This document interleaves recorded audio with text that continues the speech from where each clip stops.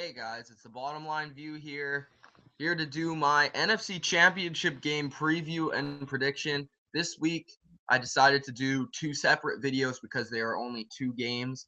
The championship weekend NFC, this is the NFC preview, and then I'll have another video doing the AFC Championship preview between the Patriots and the Colts. But this one is about the Seahawks and the Packers. Defense versus offense, the classic case of defense versus offense in this matchup. Earlier in the year, the Seahawks beat the Packers quite easily. First game of the season on a Thursday night to open the season. Seahawks were pumped, the fans were pumped, and it's a similar situation to the game now. It's in Seattle. Um, Fans are going to be pumped. The game's earlier in the day, though, which is kind of weird. I'm interested to see or hear why the NFL went with this schedule because the game starts at 3 p.m. Eastern Time, 12 p.m. Pacific, which is where the Seahawks are playing. It seems interesting to me because the AFC Championship is in New England, which is an East Coast game, but it's the later game, which is interesting.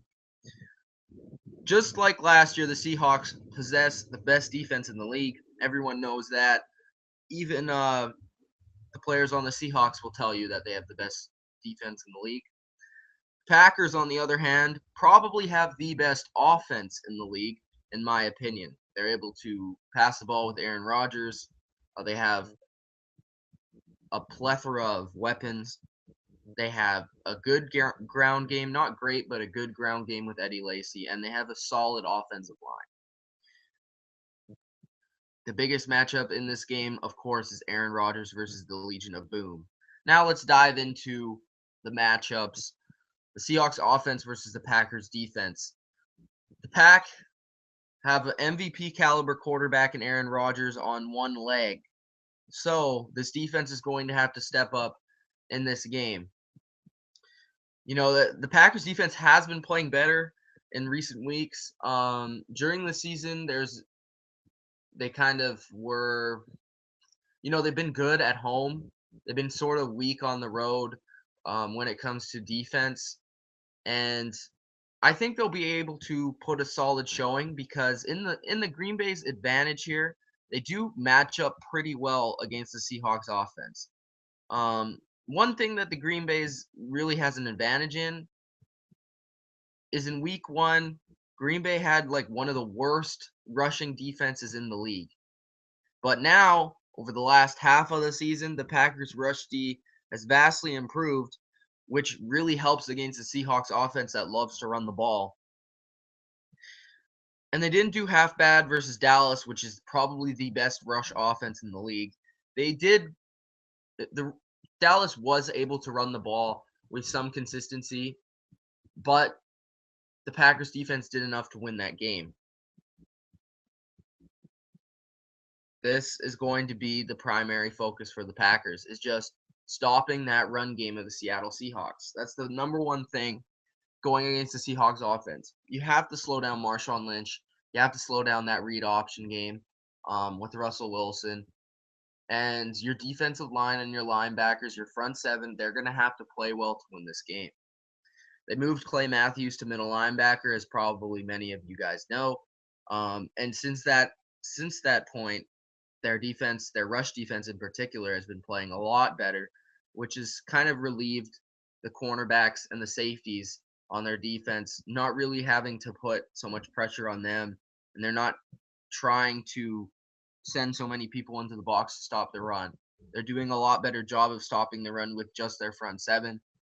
But in this game, I think Green Bay has a huge advantage because Seattle's wide receivers are nowhere close to being as dangerous as Dallas's. Green Bay has an advantage in that case. Their corners are pretty good, and I think they match up well with the Seattle wide receivers.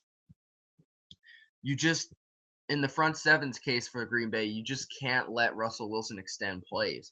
You can't let him get outside the pocket, do his thing outside the pocket, buy time, and search for receivers down the field, which is what he usually did and what he did against Carolina. Carolina did a decent job versus Seattle's offense last week. I thought they did a very good job against the run, which is the number one thing. but they just didn't have the corners and they didn't have the matchups to um, really beat Seattle because their corners, the Panthers' corners, aren't really that strong. But Green Bay's corners are a lot better than Carolina's. They're decent. Sam Shields, Tramon Williams, Hayward. They got Hyde and Clinton Dix and Burnett at safety. I'm not sure how they rotate that, but they have those three at safety. Um, so I think Green Bay secondary can match up with the Seattle Seahawks wide receivers, which a lot of teams have been able to do, but they can usually do one thing or the other.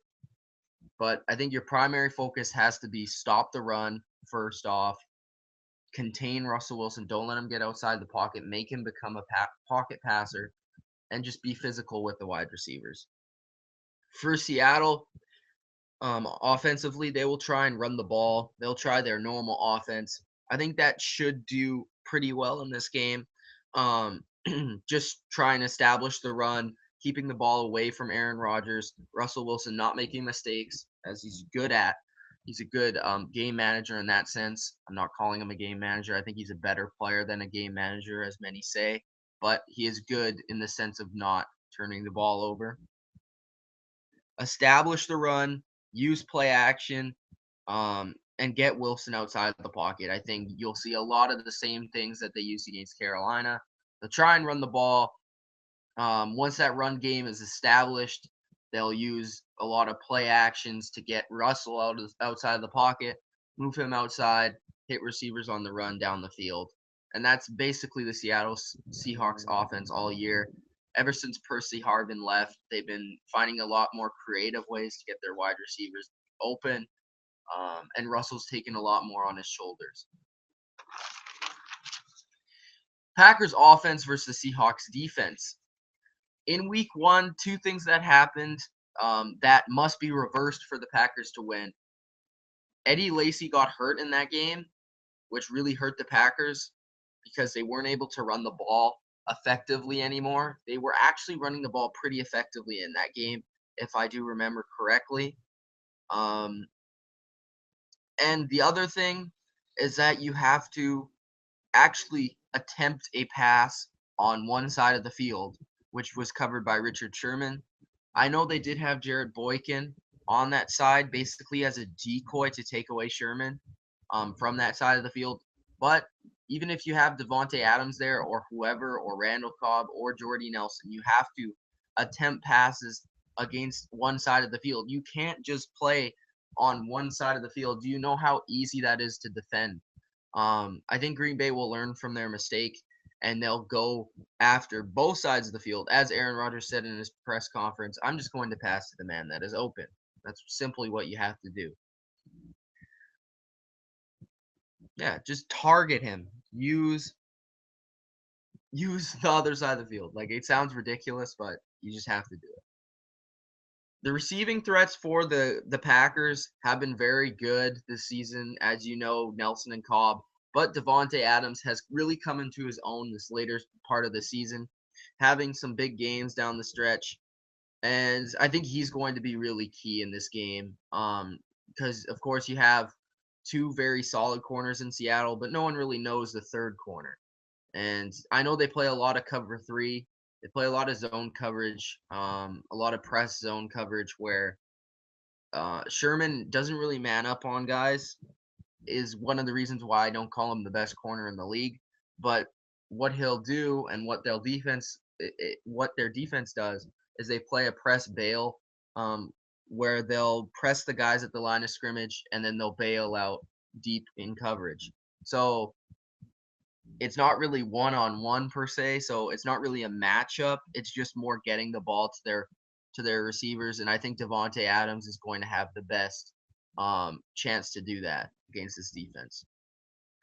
But Green Bay has shown promise with their offensive schemes. They've shown that they can be creative with their offense. They've done a lot of times where Randall Cobb comes out of the backfield. I think they're going to have to use that set a lot in this game, especially on key passing situations, just to get Randall Cobb in a good situation and a good matchup. I think they're going to have to put Randall Cobb in different spots, Devontae Adams, Jordy Nelson, just try and getting them more involved in the game, quickly into the game. I think one of the things against Seattle, um, you can't get down early. You have to continue to play good football and score. I think the number one thing is to score touchdowns when you get into the red zone. As I said last week with the Panthers preview, Packers have to get into the red zone and score touchdowns. You can't continuously score field goals because eventually Russell Wilson is going to make plays. They're going to score touchdowns. Once you're behind the Seahawks, it's very difficult to come back because of that pass rush and that secondary. So you have to just maintain focus on getting a lead. The offensive line, number one thing in this game for the Packers to have success is going to have to protect Aaron Rodgers because his calf's hurt, and he's not going to be able to like scramble around and make plays that way. He'll be able to use his lateral ability to get outside the pocket, but he's not going to be able to scramble and things like that because his calf's too hurt for that. So I think the number one thing is just protect Aaron Rodgers, and you will do well. If nobody touches Aaron Rodgers, I'm pretty sure the Packers are going to win this game.